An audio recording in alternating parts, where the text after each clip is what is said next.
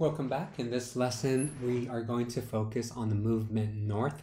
In the last lecture, I addressed how by the 1500s you begin to see migration to places like the American Southwest. And because we are focusing on Mexican Americans and obviously Chicanos, this kind of pushes us to that border region that today we call the Southwest, right? So this lesson focuses between the years about 1500, maybe 1600s to about the 1800s, looking at particular states such as California, Arizona, New Mexico, and Texas. So before I begin looking at specific states, I want to look at just in general the population that was settling in places like California and Texas. For the most part, we find that the majority of the migrants tend to be men. And during this period, it is a fairly hard life to move to places like California. Land was cheap to some extent, right? But there's nothing there.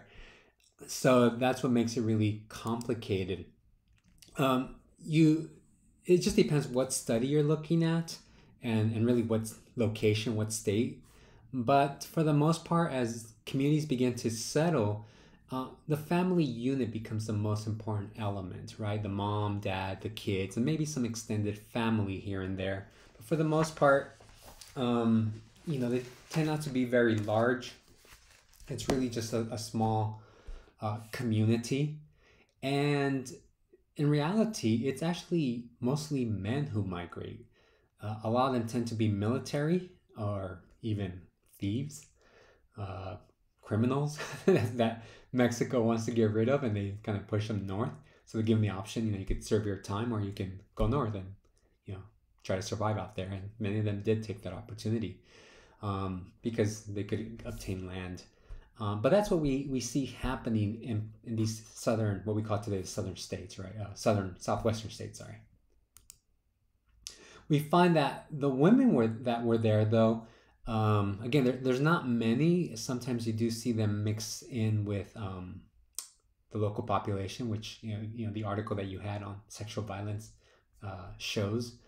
And but some of the women that did migrate with these men, and even the ones that married into some of these communities, we find that they had certain opportunities that they would have never had in like central Mexico.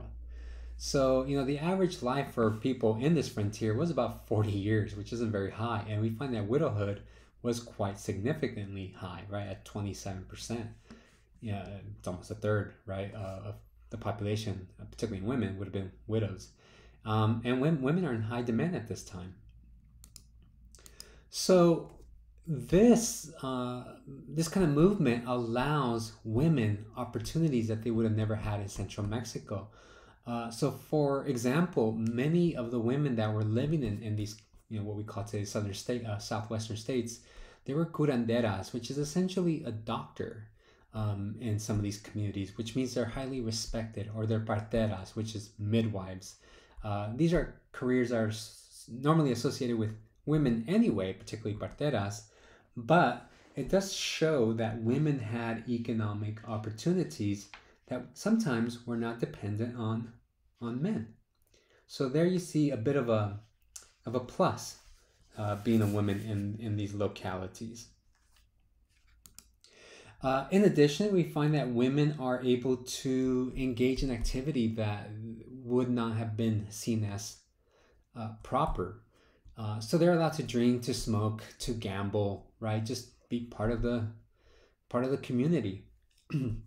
And this actually continues into the 1800s. I think there's a woman called Las Tulas from New Mexico that basically she runs her own business, like a boarding house, has a gambling center, a lot of drinking happening, and she doesn't need a husband in order to survive.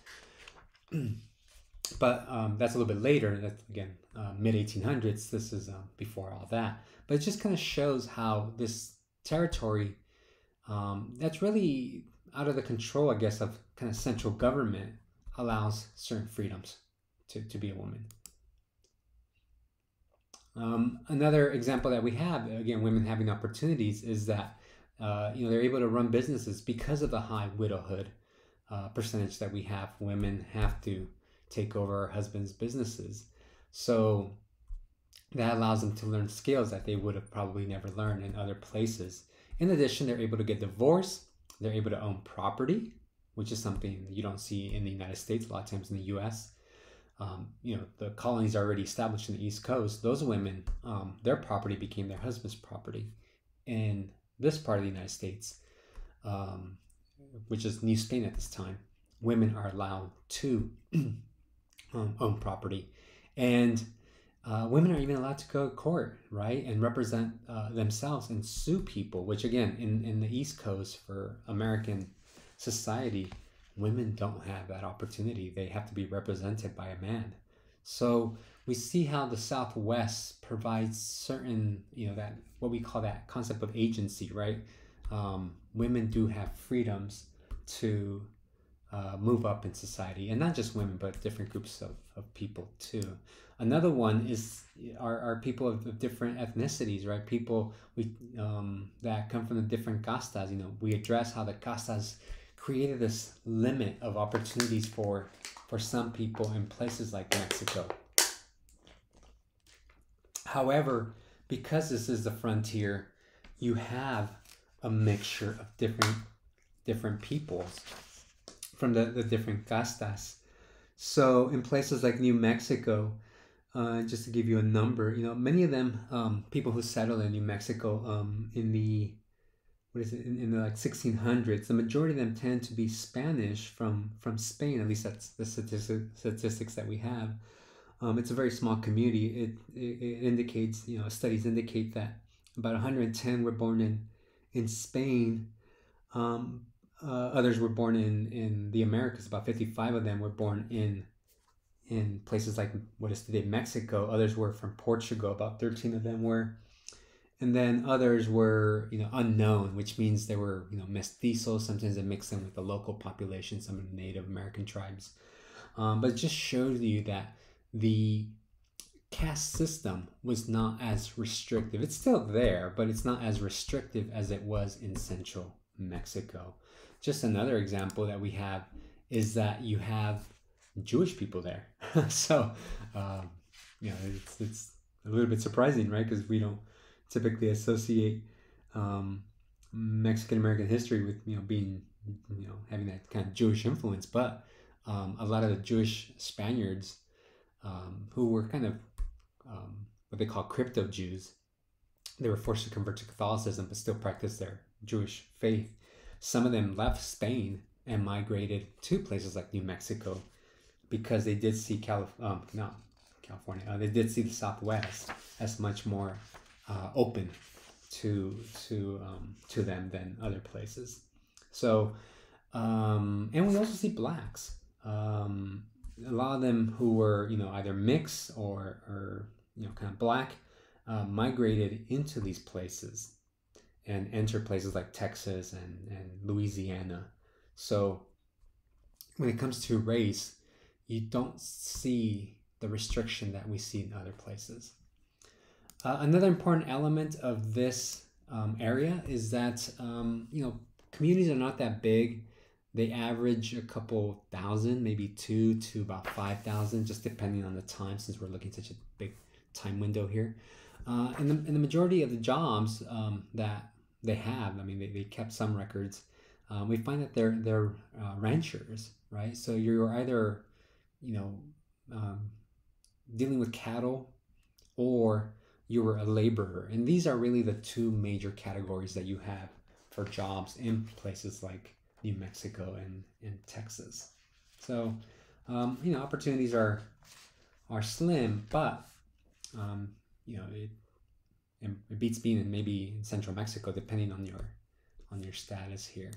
So let's look at some of these places specifically. You have New Mexico, which kind of starts off, most of these, and you'll see it, but most of these examples that I'll provide with these different states is that a lot of these places were established in order to limit the encroachment of other groups of people. such as in New Mexico, such as the English. The English were, trying to reach different parts of what is today the United States. So the Habsburgs begin to send communities, right, send people north to kind of limit that encroachment. So in New Mexico, the Spanish crown allows people to have encomiendas, which is basically giving away property to different people. As you can see here, Juan de Onate is kind of like the first key person that settles New Mexico near San Gabriel de Yunque. And they come with a few soldiers, about 130 of them. Some of them have wives, some of them have children, but that's very, very small community. Now, as time goes by, some of these communities kind of thin out, and other communities are built within the same geographical area. And we find that Santa Fe, which is the first capital in the United States, right? What we call the United States today, was established in 1609. So just some more kind of trivial information, right? That oldest capital in the U.S. is actually Santa Fe, even though it wasn't part of the United States. I believe the U.S. colonies are not established till a little bit later, right? So in the 16 teens. And this was a fairly tough life. We find that although the Spanish were small in numbers, at least people from New Spain that migrated over here, there were a lot of Native American tribes that obviously created conflicts with these people that are trying to settle in their land. So you do have a lot of conflicts between these settlers and the Apache, the Navajo, and the Comanche. And we find that sometimes these frictions led to war. And there's an example in New Mexico where the Spanish massacre just went all out and massacred about 500 men, 300 women and children during one time when they were attacked. So just kind of shows the problems that they had in these places. And then you have other revolts. You have a Pueblo revolt of 1680 where Native Americans and Spanish ended up fighting. The Pueblo people just didn't have much of a defense because these communities were so small. So in this example, a medicine man named by I think his name is Pope, P-O-P-E, kind of sounds like Pope, led an attack against these Pueblo people, which is along the Rio Grande, and you just kind of see these conflicts pop up throughout this period. Another important place is Texas. Texas, like I said earlier, the English are encroaching New Mexico. Well, in Texas, you have the French. And San Antonio is the first place that gets settled. In this place, again, you see the populations to be very small, about 3,500 people during this time. So it's not a very... you're not going to have a major economic development when you have such few people here. But what New Spain is trying to do is just create a buffer zone between them and these countries that are kind of getting close by. I believe in Louisiana, and particularly New Orleans, was beginning to establish this different form of commerce. So they were growing, and this is what kind of set off this migration to Texas. Arizona, so whereas over here they're trying to establish these different communities to create buffer zones, it's really the church that plays an important role in almost all the examples. In Arizona we see it very clearly, and you might know this because many of you are from Arizona. And if you've ever been to Magdalena de Quino, which is about an hour south of Nogales, it's a little town. I think it has about 50,000 people. There's a church there, and I think there's a dead body there. It might be Quino himself that's there. And Kino establishes these different missions. It's noted that he established about 24 missions up and down this kind of central area, northern central area of New Spain. And one that kind of relates to our geographical area is St. Xavier, right down by, I believe it's by Tucson. I've actually never been to it, but there's a picture. And I've been to a lot of California missions. But religion, as I noted in the previous lecture, plays a very important role in the in this kind of conquest. They use it as a way to convert the native populations, so they become instrumental as these people begin to move north, and you saw that in the article with what happens to Native American women, right?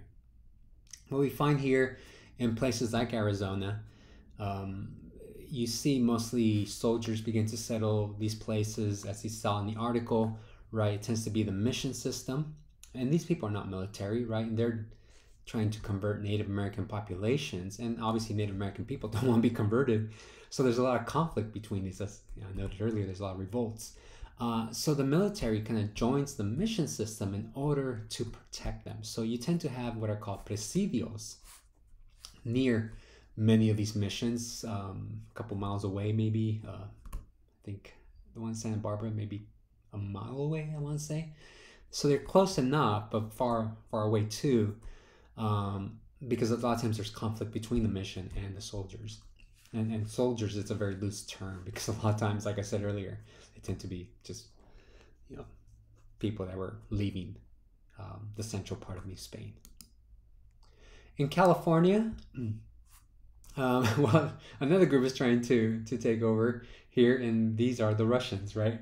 The Russians are moving into California. They're up there in Alaska, and particularly in, I think, Oregon. That's where they see them. So there's this fear of them taking this territory, right? Taking California. And you don't see much settlement until about the 1700s in California. The Habsburgs, which is the royal family that controlled Spain for many years, they kind of get taken over by the Bourbon dynasty here, and they, the Bourbons take over, and they create a lot of reform. And at least in New Spain, they settle places like Baja California, and there's this push to move them north to what they call Alta California. And I think they make it as far north as Monterrey early on. But like Arizona, it's the missions that are central, and that's why I kind of gave you that reading that focuses on California and everything that happens that happens there. Right now, I believe with all the statues, topics that are happening throughout the United States, right, particularly with the Confederacy, but in California, I think this one, I'm not sure if it was removed, the Serra one, or if it was vandalized, and you kind of see why, right? Serra, though he did not participate in what happens to Native American people in regards to the rape, he did try to convert these people, right? There's a lot of problems with what happens in some of these missions. But we find here that the mission system is really established to convert the population, right? And the what do you call it? The government actually gives the church a lot of land, so they basically own the majority part of California, at least a lot of the good land that you can grow stuff in. And they're doing some of this conversion work, and sometimes they're successful. It's noted that about 50,000 Native Americans converted. However, we find that many of them died because of diseases. So it wasn't as successful because your population is kind of dying out, right? So what I really wanted to show you in this lecture is, again, not only the position of women, the kind of small populations that you have, the reasons why they move north, but to also kind of indicate that, even though this is kind of frontier country, and you do see the development of different settlements that are based just out of necessity, what we see is that, these kind of social boundaries are being challenged. At least, the ones that are quite rigid in central Mexico are not as rigid over here in the Southwest. So this gives opportunity to women, to people of color, right? To different groups, to Jewish people, right? To start anew, if you will. Now, at the same time, they're doing it at the expense of other people, such as the Native American population.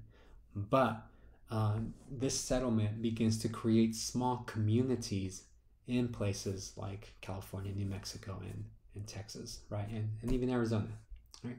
So we'll stop it there, and the next lecture will focus on the 1800s.